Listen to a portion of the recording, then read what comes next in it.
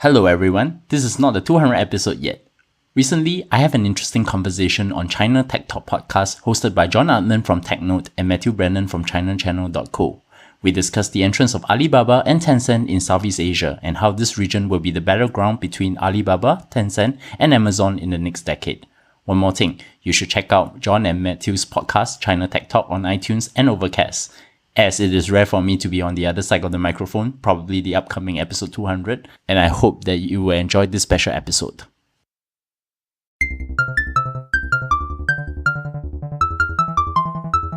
Welcome to China Tech Talk, a weekly discussion of technology and startups here in China. I'm John Artman, editor-in-chief of TechNote, and as always, I'm joined by Matthew Brennan, founder of China Channel.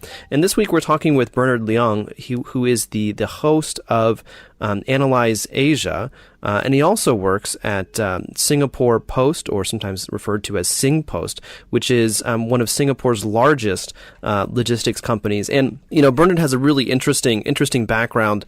He has a PhD in physics, and Matt, as I understand it, he's also a drone expert. Yeah, right. So I've known Bernard for a bit. I've been on his podcast a couple of times. Bernard is fantastic. He's got like a really deep and broad knowledge of what's going on across Southeast Asia. And that's what we're talking to him about today. His podcast is fantastic, and we'll talk about it at the end. If any listeners want to follow that, I'd strongly recommend it. And what he can bring to the table here, and why we've got him on, is that he follows how the Chinese companies are moving into this key new. It's not even new anymore, but it's a key battleground globally of the Southeast Asian region. And it's moving extremely fast. There's big deals going on, and we're looking at it. We're covering it very broadly, actually, I think. Probably, I would like to have Bernard on again, maybe in the future, and go a bit, into one or two of these areas in a bit more detail. Yeah, definitely. Because there's so much going on. I mean, we're really talking about across all of the tech giants here. What's their strategy? How are they moving into this new region? Who are they partnering with? What are the deals that are being done, and why? And Bernard's got like amazing insights into what's going on. He's really, he's deeply involved in some of these deals. Well, exactly. I mean, Alibaba is a major investor in SingPost, which Bernard reminds us of very, very early on in the episode. But I think that's one of those things, because he's seeing all of this firsthand. Like his hands, he's getting his hands dirty with all of this, and so because of that, his perspective is very, very unique. But yeah, as Matt, as you said, I mean, we talked about a lot, and certainly we're going to be getting Bernard on again sometime in the future to go a little bit deeper on some of these specific verticals, and in particular, e-commerce and mobile payments, two areas where Alibaba and Tencent are gaining a lot of traction in the area. Yeah, and when we look at this on a high level, this is really where the rubber meets the road in terms of the US tech giants and the China tech giants fighting it out on a global stage. Exactly. So without further ado, we give you Bernard Liang.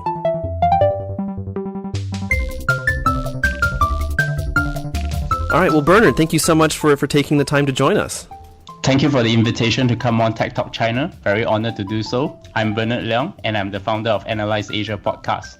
My corporate day job is a senior executive in Singapore Post as the head of the Post Office Network and Digital, and is invested by the Alibaba Group. And hence, my personal disclaimer before I start talking to you both is that I'm speaking in my personal capacity, and my comments do not reflect any organization I work or invest in. Hence, for Alibaba Group, what I'll be relaying will be mostly public information. Sounds great. Perfect. Mm-hmm. So Bernard, before we get into the real meat of the discussion, you're based in Singapore, but what we're talking about today is very China focused. So tell us, what's your China story? Well, I have been a keen observer of the China internet and mobile ecosystem, and through Analyze Asia, I've interviewed many people from China. I think Matthew has been on my show, and John, you're always welcome to be on. I've also been doing a lot of testing with China mobile apps, particularly WeChat, Alipay, And I've been trying to see how some of these UI can actually be mapped into Southeast Asia tech ecosystem as well. And I've visited China many, many times and been to TechCrunch Beijing conference before as well. So that's my China story, if you ask me. Well, that's great. So how often do you get a chance to come over here? I think it's about once a year. The last time I've been here was actually to Hangzhou to visit the Alibaba headquarters, to meet with people from AliCloud and Alipay. And boy, what a amazing experience I have going through every place without spending a single Chinese yuan or renminbi, we call it. Mm-hmm. And I speak Mandarin, by the way. Yeah, I was gonna ask, and so a lot of Singaporeans can trace their heritage back actually to China. I mean, have you done that? Do you know kind of where you're from in general? Yes, my family came from Guangzhou, which is the south of China, and we have a family home, and we still trace our genealogy back then. I came from a very traditional Chinese family. Actually, I learned Chinese calligraphy before I hold the English pen. And I'm pretty well versed in most of the Tang and Song dynasty poetry, and also read up many of the Chinese books. There was a time where my Chinese was far more superior than my English until I started doing a PhD in physics in Cambridge. And then by the time that happened, China is now a big economic power, and that's the best surprise. Now I have to go back and relearn all the Chinese that I have almost returned back in the early years of my life. Well, that's interesting. Yeah, you shouldn't have gone to England, Bernard. Terrible place. Awful people. Bernard, you're an expert in this area. You're based in Singapore, and it's a really, really broad region, very diverse. And we focus on Chinese tech companies. So if you could just give us, the broad strokes of which countries in general in this region that Chinese companies, tech companies are focusing on, and why, and some insights into the reasons and the factors, whether that's political, social, economic, of why they're focusing on those particular areas.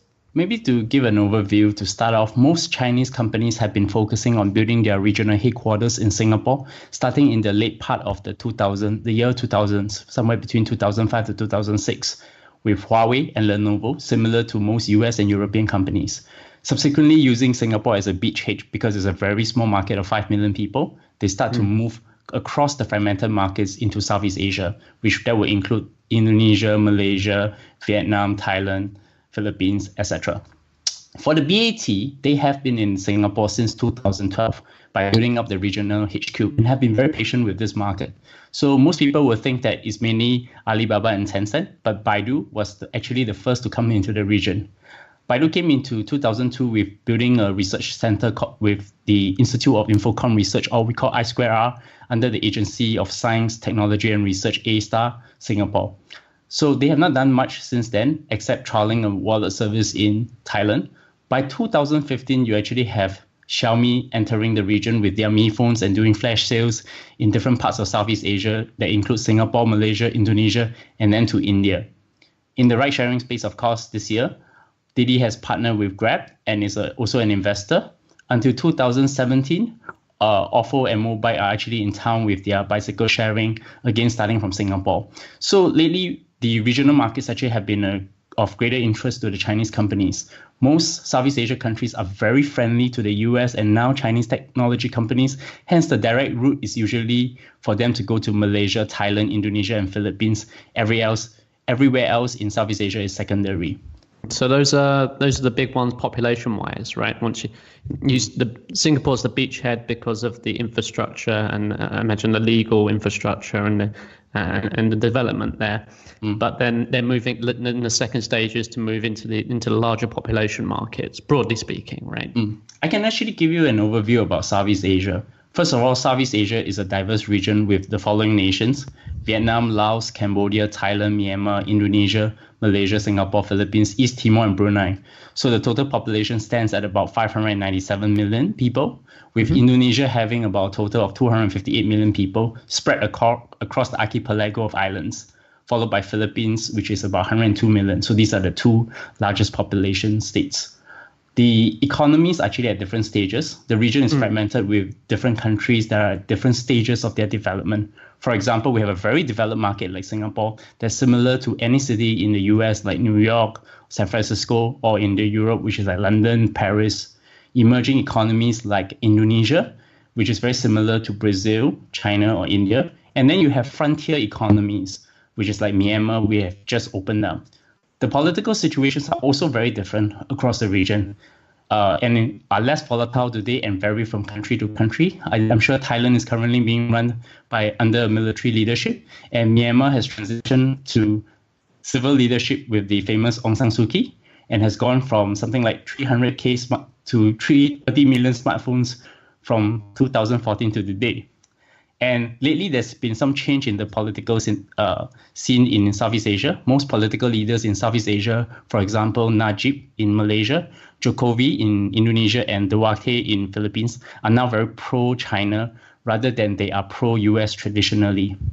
Yeah. So having gone the financial crisis that happened in 1997, the economic growth situation around the region has actually recently been invigorated by the entry of Chinese government and money. The major economies are actually agriculture, for example, Indonesia and Thailand, while some cities such as Kuala Lumpur, Jakarta, and Singapore are actually business centers for the region, with Singapore being the most stable financial center. Typically, most investments are now done in Singapore's jurisdiction, with the companies in Indonesia or Malaysia registered in Singapore for two reasons. Singapore has zero capital gains tax. Even for India unicorns like Paytm and Flipkart, they are registered in Singapore. And Singapore respects intellectual property and have a free trade agreement with the US. So the region has actually grouped themselves into an association called ASEAN. So when you hear the word ASEAN, which is Association of Southeast Asian Nations, it's synonymous with Southeast Asia. So they are hoping to work out an economic free trade zone, which is very similar to the European Union. And then when you take a look at the market, based on the Temasek and Google report in 2016, they projected about a 200 billion economy by 2025 with e-commerce, based on the existing internet users of 260 million that will grow to 480 million by 2020. So the three fastest growing areas in Southeast Asia now is e-commerce, with a 32% of CAGR, CAGR we call it. Online media is about 18%, travel is about 15% CAGR. So the three factors driving this growth actually is very simple. You have a young population with 70% under the age of 40. And the second is that there's a lack of big box retail. As a comparison, just to think about this, is Southeast Asia retail stores is about per capita is about 1/3 of the US. And of course, rapidly growing middle class, particularly in Indonesia and Philippines. Sounds very much like China in the year 1990s to 2000, right? Yeah, yeah, that's one of the things that it seems like that one of the bigger trends here. Whenever I hear people in China talk about Southeast Asia, one of the things they almost always mention is that Southeast Asia is like China 10 years ago, and as you just said, I mean 70% of the population are under 40 years old, and so you look at a lot of the economic growth and especially the growth in consumption in China, and a lot of that has been what economists call the demographic dividend, and so you have a bunch of young people becoming middle class, becoming more affluent, and so of course they're going to be looking for ways to spend that money. So the infrastructure piece in Southeast Asia is very interesting now. So it varies from country to country, but it's largely underdeveloped based on the landmass and population demographic. So with the upcoming One Belt, One Road initiative and the Asia Infrastructure Investment Bank, so China will actually transform this region with a lot of logistics connectivity and will greatly improve the supply chain, whether it's in the transportation and logistics industry. So the One Belt, One Road actually affects the entire region because Chinese is actually building ports in Malaysia, Pakistan, and potentially in Thailand and Philippines. But even though these infrastructures are in place, some things like payment infrastructure is actually not so good because each country has its own national payment gateway. For example, Singapore has NETS, which Alibaba route through with Alipay. As for the investment side, investors in Southeast Asia generally favored sustainable business profitability over growth, and hence a lot of local startups actually find it very hard to scale, with a very few exceptions such as Grab and Gojek, for example. Yeah, interesting. Very interesting. You've given us a broad picture of the entire region there, but I touched along a lot of different factors. Let's focus on a couple of specific industries, perhaps. We'll start with handset manufacturers. Sure. There's a lot of big brands, Chinese brands in this area: Huawei, Oppo, Vivo. How are these guys doing? I know what I've seen on the ground, but tell us what you're seeing. So the results are very varied. The key brands which we know are actually doing well are currently Oppo and Vivo, Xiaomi, Huawei, and Lenovo. But they're still miles away against Samsung in the emerging and frontier markets and Apple in the developed markets. In the growing emerging markets, I would say Oppo is now number 2 in Indonesia and Vietnam. Huawei's P8 is now the hottest phone in Myanmar. And based on just looking at smartphone generation, by using there's actually less than 5% now in 2.5G, but it's split between 40% 3G and 45% to 4G. So what it's saying is that a lot of these countries have actually leaped into the 4G. And what the Chinese smartphone manufacturing OEMs are going to benefit from is the leapfrogging. And actually, you're going to see most of these Chinese handsets, which are actually about $300-400 cheaper, will become more favorable to the local population, and hence the lowest denominator for smartphone pricing today is only about $150 per handset, and it's also the way how it's being sold to the customers is actually very different. Yeah, so I'm curious. I mean, so what are their strategies? What are Chinese brands' strategies? Is it mostly just competing on price, or are they able to differentiate in some other way? So they do two things. They compete on price. They definitely have to partner with the local telcos. For example, if you were to come to Singapore, you probably have to partner with Singtel. You go to Malaysia, you partner with DG. You go to Indonesia, it would be Telkomsel. And usually could be a leasing model. Basically, you sell it very, very cheap, and then you get it back through installments with the user with services bundle on top of that. But lately you can see a lot of, if you were to go to the movies and watch the advertisements, you're seeing more and more Chinese OEMs advertising their brands. Like, for example, you have Huawei using Scarlett Johansson. You have, the Oppo, Vivo stores popping up in some of these, but mainly actually through third-party retailers across different markets. I've seen some of these actually happening in Malaysia, Indonesia, and Thailand when I'm traveling. That's kind of interesting, because it sounds like they're not. I mean, in terms of marketing, at least, it seems like they're using a broader global strategy with this. Because Scarlett Johansson for Huawei, that was obviously something that they're using all around the world. And then Oppo and Vivo going through like an on the ground sales network that sounds really similar to what they're doing in China. So what about other big brands? I mean, obviously, you mentioned Baidu has came into the region fairly early. They don't seem to be doing very well. But what about them and Alibaba and Tencent? I think it may be easier for me to first talk about Alibaba. What are they focusing on, and who they're partnering and why?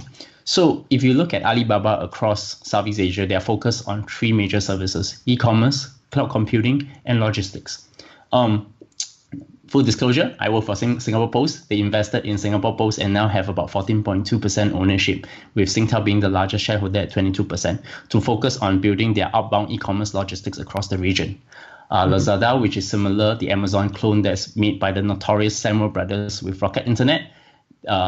With Alibaba's acquisition, Alibaba have acquired in early 2016. They have invested $1 billion in April 2016 at a valuation of US $1.5 billion, almost getting 75% ownership, and then subsequently injected recently this year at $1 billion at a valuation of 3.15 valuation. So making them actually now the largest controlling shareholders of Lazada. They have also done a lot of work in helping Lazada to achieve operational efficiency, things that they have done in China that have made them very successful. The only people who actually kept the remaining stock in the Lazada is actually the sovereign wealth fund Temasek Holdings in Singapore, which is pretty well known across the world, and the Lazada management team. So do note that one thing, Temasek and the Government Investment Corporation of Singapore, otherwise known as GIC, are institutional investors to Alibaba, who actually bought up about 10 billion worth of shares from SoftBank last year. So there's actually a government there's also Singapore government ownership as well. Lazada has actually bought out RedMart, the local e-commerce that focus on fresh foods, and they're rapidly growing that side of the business with more coverage in Singapore. You can actually see that the logistics is growing.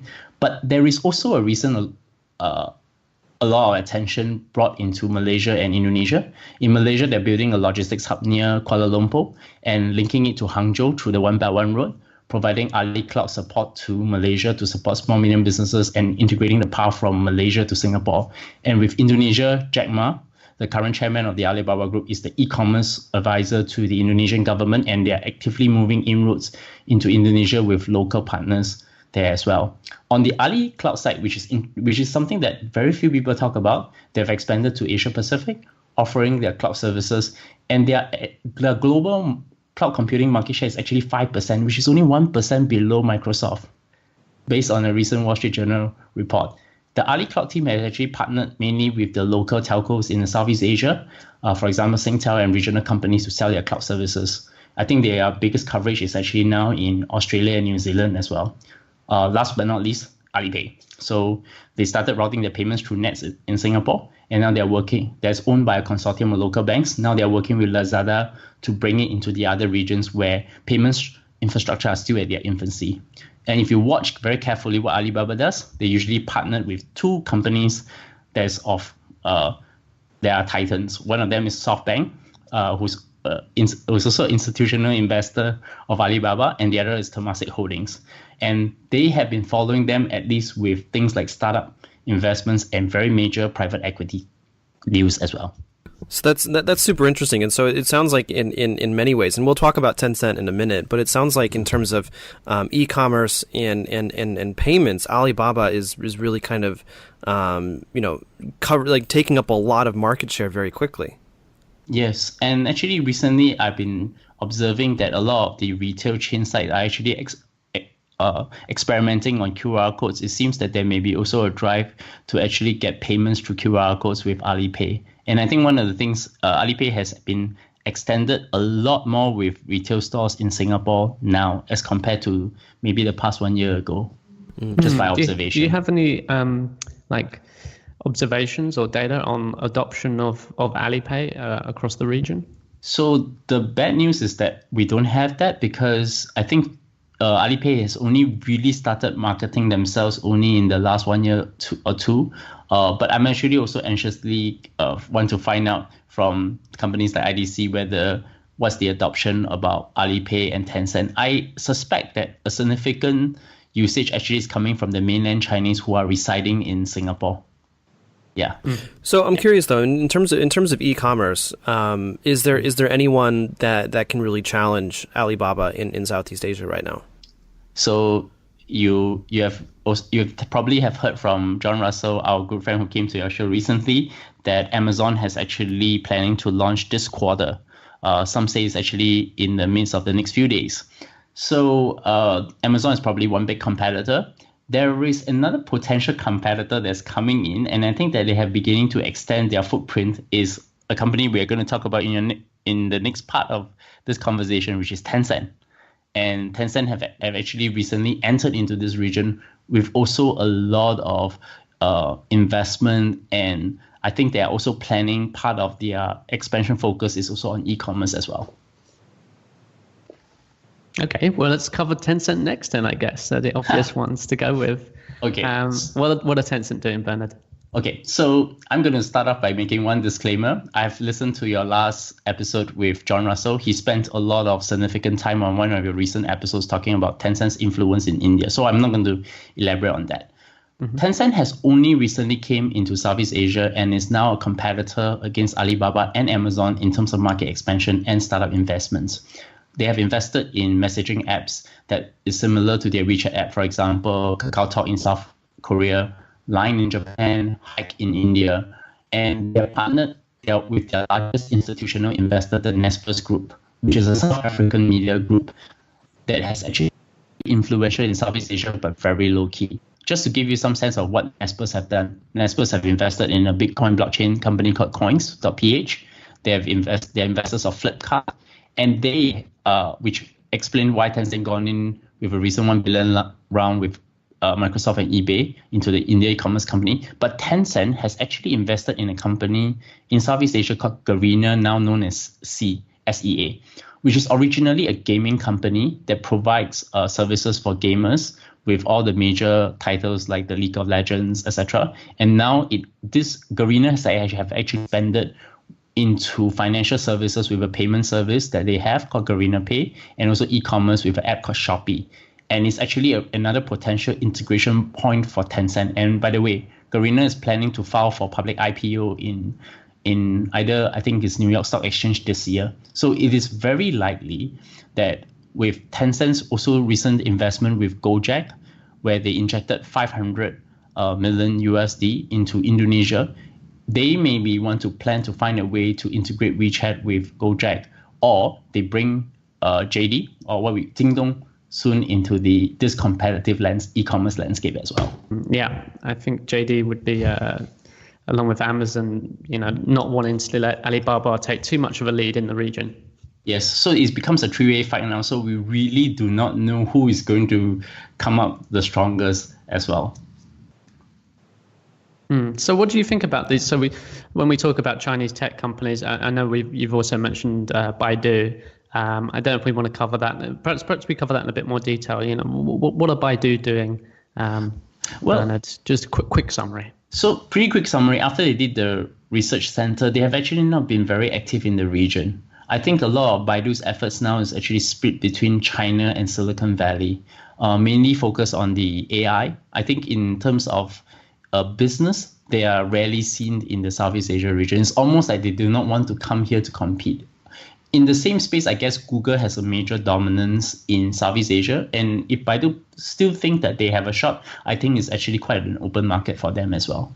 Okay, so they're focusing more on the States. So if we look at the two giants, Tencent and Alibaba, then they've got very different strategies. Obviously, who's got the better strategy? Who's better placed to gain big success in the market, you think? So I'm probably going to say this: I'm not the best person to comment on who's smarter and who will win in the end, because both Alibaba and Tencent have very smart people working for them. But what I can say is the following. Both companies are not just coming in with the investment money, but also with their expertise. So both are actually placed to actually gain great success, but they have only one major competitor, and that's Amazon. So Alibaba Group owns Lazada and RedMart, while Tencent has Gojek and Garena, aka Sea, which is slated to IPO. So, and they might also bring JD into the region. So they are both place to actually make this market a Waterloo for Amazon, who has not lost before in any of their market expansion so far in Asia, which is Japan and India. So whether they will collaborate to fend off Amazon first, that is my first question to ask as well. Yeah, just to give you one example. Recently, Amazon's entrance strategy into Southeast Asia is actually starting with Amazon Prime. So recently, Lazada, Netflix, and Uber created a combined package called Live.com.sg in Singapore, which I think is going to expand to the region, which is totally similar to the Amazon Prime services. I know that Amazon has actually been building their capabilities quietly in Singapore, but similar to Alibaba and Tencent, they will expand very rapidly into Malaysia and Indonesia very quickly. That's super interesting, because Amazon, I was talking the other day about Amazon to someone. Amazon's one of it's the red hot company right now, right? They're like the new Apple, and they have a level of ruthlessness that is puts them on the same level as the Chinese, I feel. But it's not beyond the realms of possibility that Tencent and Alibaba would team up. We've seen them do this over DD. That's right. And actually what I've been observing, what Amazon is doing in Asia, particularly with Japan and India, is pretty interesting. So let me just give this additional point here. In India, they were fighting against Flipkart and Snapdeal, which is actually invested by Alibaba and Tencent. What became interesting is that Amazon started off building their own capabilities and actually basically defeated both companies at one go, forcing them now to talk about things like merger, because the operational efficiency is just plain superior.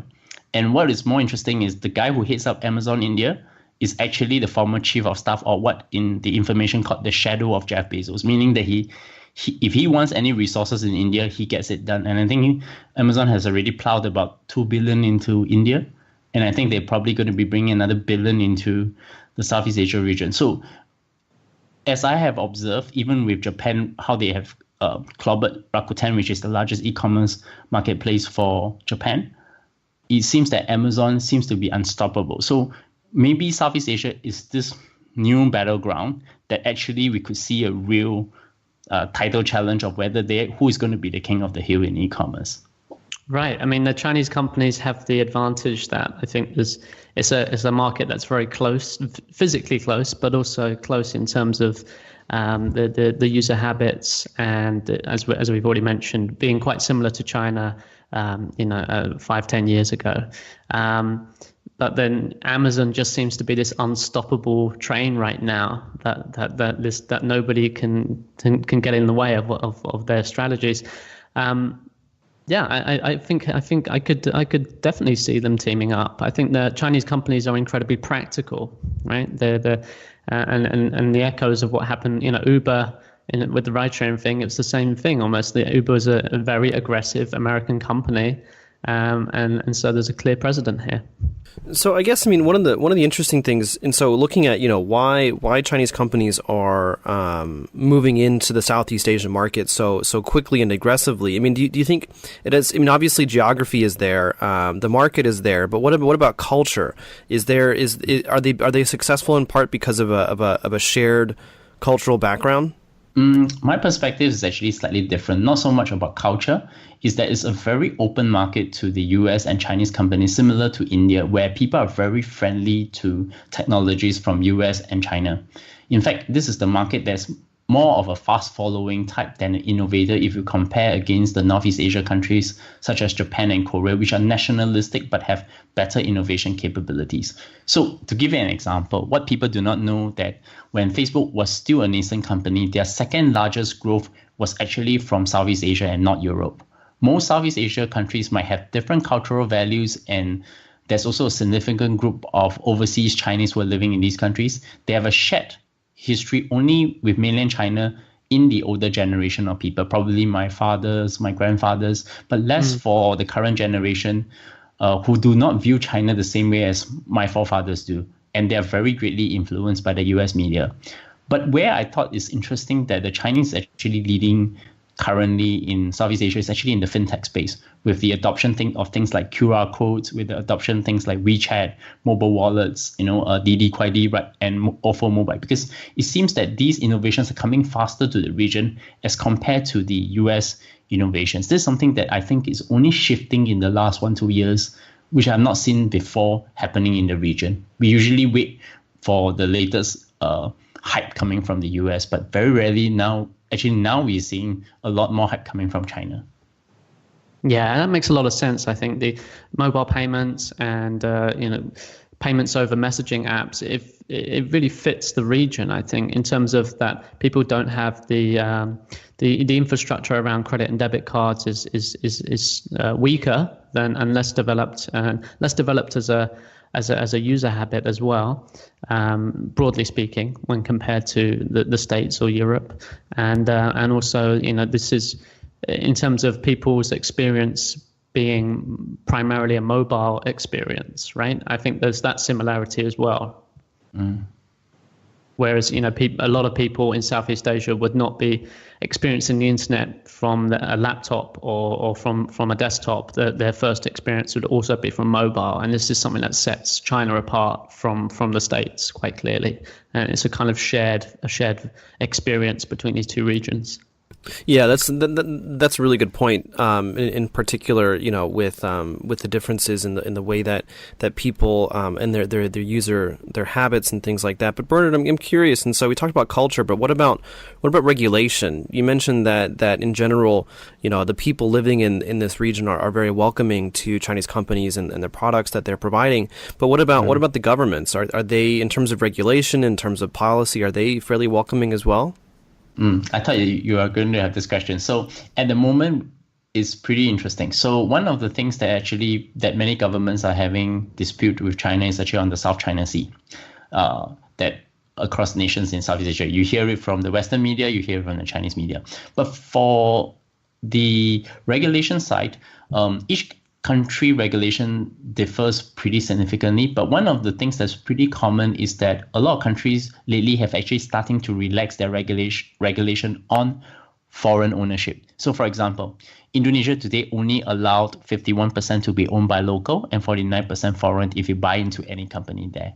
It is a pretty implicit rule, and it's not normally fleshed out in the open that any local company must own 50% of themselves or joint venture with a foreign company, or the foreign company must own the minority. So these are very subtle things that actually has been there a lot.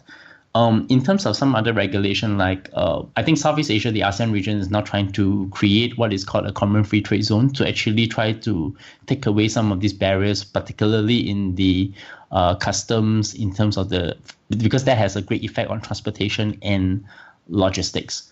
But you're also seeing some pushbacks in terms of local protectionism. One thing I've watched actually is that Vietnam has actually organized a boycott of Tencent's WeChat.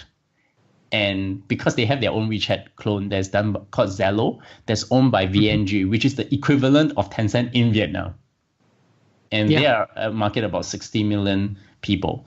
And then you're seeing Malaysia, which is showing signs because the Chinese companies actually have free reign to operate the ports with only mainland Chinese and not with locals. So if your locals do not benefit from the economy or the investments that's brought in by the Chinese, then it will actually have some issues maybe way down the line. And I think the upcoming Malaysia elections will be pretty interesting. But as far as business is concerned, the environment is actually very favorable for Chinese companies to enter, because I think one of the things that the Chinese have been doing very well, particularly with the Chinese government doing the One Belt One Road with the Malaysian, Indonesian, and Philippine governments, they actually help to change the perception of Chinese being very aloof in the north. They actually say that, hey, they're here to help us to build our infrastructure, and hence, we should help them too. So you're going to see a lot more openness and probably a lot more friendship with Chinese companies as compared to the US companies, because I think US have retreated by just canceling the TPP trade agreement. Interesting. Everything in the region has a political edge as well when we talk about China, for sure. Looking forward, Bernard, and I know you can't give away too much because you do have some and probably some information that you can't say. But what deals can we expect looking forward in this region with regard to Chinese tech companies in the next, say, half year to a year? The best way to see what Alibaba and Tencent is doing is to look at what their investors are actually looking at now. So, for example, if I were to try to see where Alibaba is going to play, I'll look carefully at what SoftBank and Temasek are doing on a strategic level, because it will give you an indication on where the Alibaba group will go. For Tencent, it will be looking at the Naspers group, which actually have a very strong influence in the region, but they're very little talked about by many people. So with Amazon's entrance, is actually interesting. So in the old days, Alibaba can buy companies on the cheap. But I think with Tencent's entry, the pricing is going to change. And they're actually trying to focus on some of these Southeast Asia companies that are still adjacent to their core competencies. And that's where I would look. So there's a company very similar. RedMart has been acquired by Lazada. There's a similar company to RedMart called Happy Fresh, which actually is the same version of RedMart, but it's actually in Indonesia, Thailand, and Philippines. So will it become a part of the shopping list to these companies? Because now there are 2 bidders instead of one, or even 3 bidders instead of one. That would be something I would look quite closely to. Do you think there's going to be any big deals? Is it going to be a sort of slow acquisition of deals, or is there going to be a game-changing deal in the next 6 to 12 months? You think? Is there a possibility that there could be some big money thrown down in this region? I think there will be a big major acquisition deals coming from Tencent, less from Alibaba, where I'm actually seeing a lot in just looking publicly at what Lazada, RedMart is doing. There's a lot more focus on consolidation and competing with Amazon on e-commerce. But their corporate dev teams are actually always on the ball, so they might probably just spring a surprise before you would know it, right? I see that Naspers Group actually would look at the same areas that Tencent will look at. And there's one area that we know that Tencent is actually very influential. And they have recently invested in a gaming company. I forgot the name of it, but Tencent was also involved because the Naspers Group was involved. So you could even see that there may be something like a big deal that might happen for in the gaming space. To give you one example, so it's been rumored that Amazon actually wanted to acquire Garena, which was invested by Tencent because of the way how it actually helps gamer to do leaderboards and also managing the gamers' videos, very similar to what Twitch is in the US. So Amazon wanted to use, the rumor was that the acquisition was actually meant to be able to get to enable Twitch to actually expand into the region, but the acquisition didn't happen. So now Garena is going public. So there may be, but it could be still on the market anytime soon, right? So we don't know, and probably these will be the areas I will look quite closely into. Burton, one thing that I'm really kind of curious about, and so we talked a lot about big companies, but what about startups? I mean, like what does the startup ecosystem look like? And as you said, I mean, like it's one of the big things that's becoming clearer is that, you know, Southeast Asia as a region, it's actually each separate country is actually quite different markets, different regulations, different attitudes. So, but what about the startup ecosystem, and how does that look right now? I think the startup ecosystem, primarily most of the venture capital money is actually going from Singapore outwards into the region. So you're going to see more startup investments in Philippines, Indonesia, Thailand, and Malaysia. Whereas because Singapore is a small market, if a startup ever comes up from Singapore, it will try to expand itself very rapidly into the region. Where is becoming interesting, I thought, in the last few years, if I were to look at, for example, Grab, which is similar to Didi and Uber, they are actually being invested by Alibaba and SoftBank and also Didi. And what is interesting is that you're seeing this kind of alliances going into these hot startups. For example, Gojek is actually done by Tencent, for example. And then you see Garena was actually backed by Tencent. But in the midst of all these, you start seeing some other things. Like Grab is also funded by 500 startups. Vertex Ventures, which is the VC arm of Temasek. If you look at Gojek, it includes shareholders like KKR, Warburg, and NSI Ventures. And then you look at, say, Garena, is actually led by two big billionaires. One is Martin Hartono, which is Indonesia's richest man, backed Garena, and JG Summit Holdings, that's owned by Philippines billionaire John Gokongwei. So they also have investors that include Khazanah, which is Malaysia's version of Temasek Sovereign Fund and General Atlantic Partners. So, you know, there seems to be where the big money is going to the high growth startups. They are just that few groups of people. You won't miss anything. And I haven't really done this map, but if I were to hazard a very intellectual guess, I think A and T are almost synonymous in some of these deals of these high growth startups. But in the seed and Series A stage, you don't see their activity. It's more the local venture capital that's actually doing most of the work there. Yeah, and of course that makes a lot of sense. You know, that's how a lot of markets work, where you have, you know, these smaller firms or funds that are really kind of placed to make fairly small bets in a lot of different companies, and hopefully that one of them will grow to get the interest of, you know, a BAT or of a larger institutional investor. And you know, is there any? I think.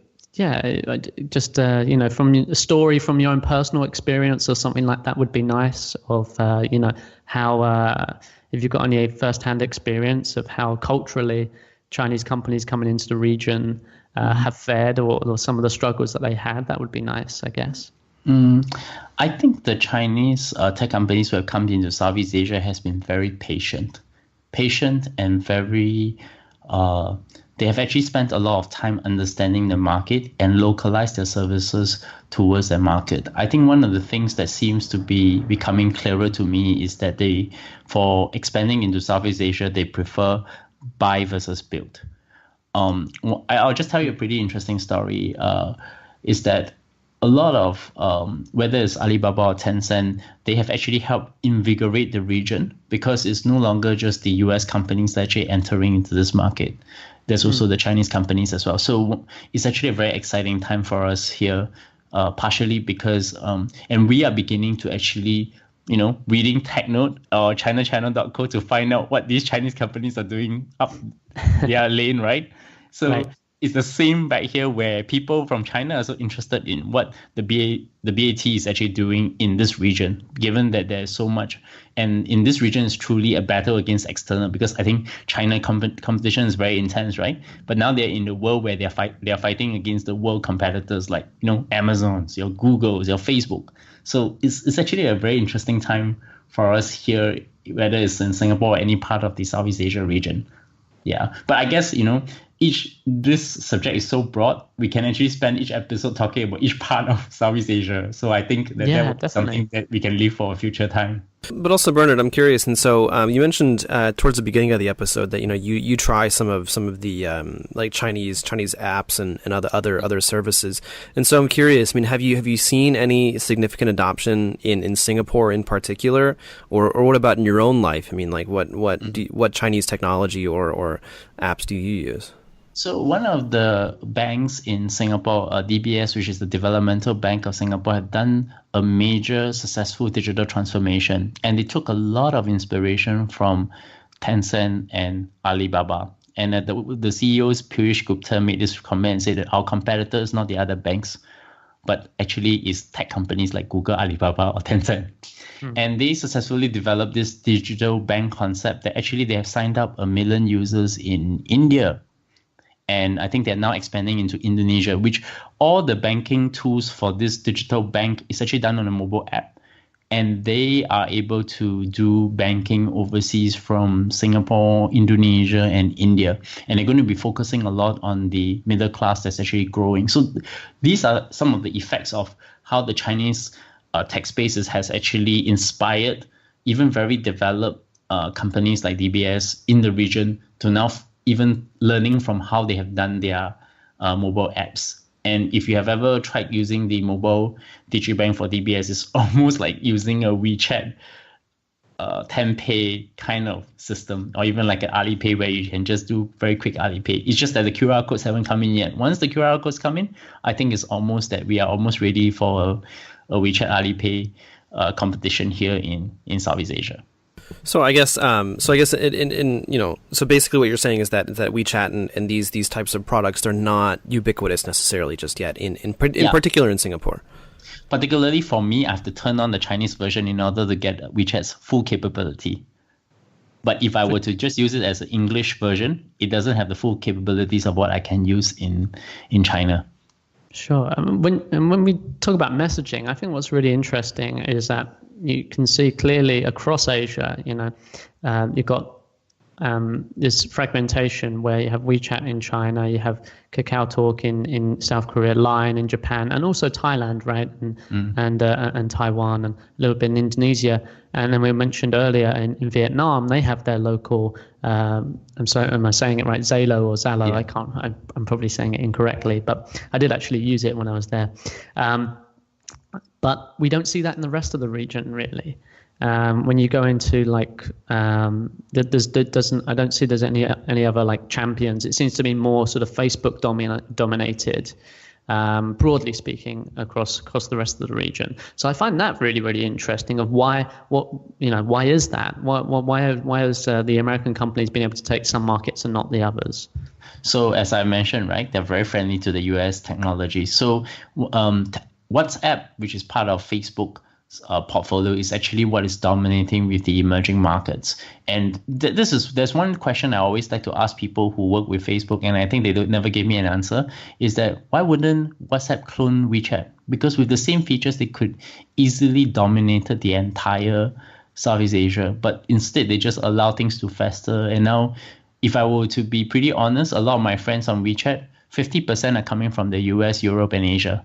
And only 50% are from China. So imagine if I have utilized that market, what would it have looked like? So I guess what I have not seen is WeChat being aggressive in trying to get more users in Southeast Asia. It's not that they don't have a shot. They do have a shot to compete for those users, but they haven't made significant attempts to do it, which baffles me, as well as it baffles me with what Facebook is not doing with WhatsApp. Well, there's recent news that, for example, in Malaysia, they're going to open the wallet feature there. And if they do get that going, I mean, that's a huge game changer for that market, because I think WeChat, the advantage for them is payments right now. So they're working against very, very strong network effects if they go head to head with Facebook products now. But on the payments front, I think things are there's still opportunity there. And so I think that's the strategy they're going for. But to make that work in a sort of peer-to-peer transactions with Lucky Money and things like that, which is what's really taken off in China, they have to get it through a lot of red tape in terms of the working with the local institutions. But it seems Malaysia that they're actually going for it. Yeah, and same thing in if I remember correctly, it was in I'll have to go back and look, but we ran a story about something similar where there's a startup in actually creating a platform for local merchants to easily use both Alipay and WeChat, and so it seems that even on the ground there already is that in for mobile payments, and it's actually kind of interesting because you look at one of the big weaknesses for Facebook right now is that they don't really have mobile payments, and they are rumored to be looking into it.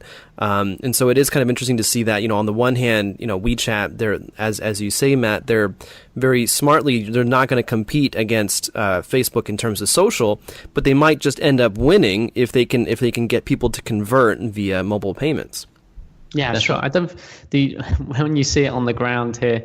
I'm actually in Thailand today, and wherever I go, I always look on the subway and stuff and watch how people use their phones. I find it fascinating. Hopefully, it's not too creepy. Here,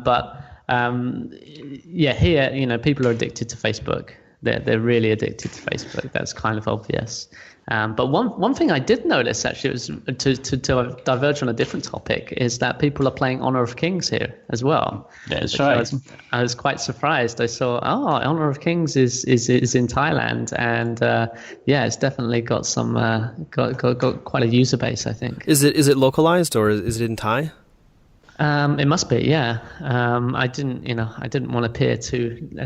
I can just tell what people are doing on their phones, right? I say, that's obviously Honor of Kings. That guy's playing there. But there is a local version here, it seems, and there's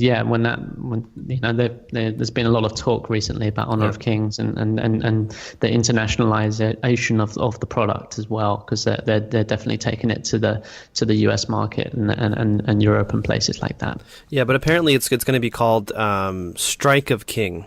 Yes, that's right. This is they haven't done a good job of naming it, but that's a different discussion. I hope it's a working title. Yeah. We'll see.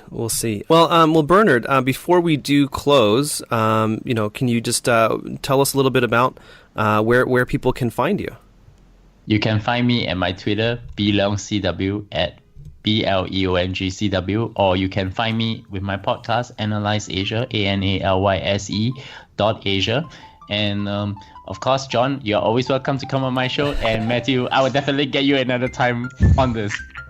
Good stuff. Sounds great. Well, Bernard, thanks again so much for taking the time to join us. It was a very interesting conversation. And to our listeners, if you enjoyed this podcast, please, if you could leave us a review on iTunes, or press that star button on Overcast, or recommend us through Pocket Casts, we would really appreciate it. And it's a great way to show your support.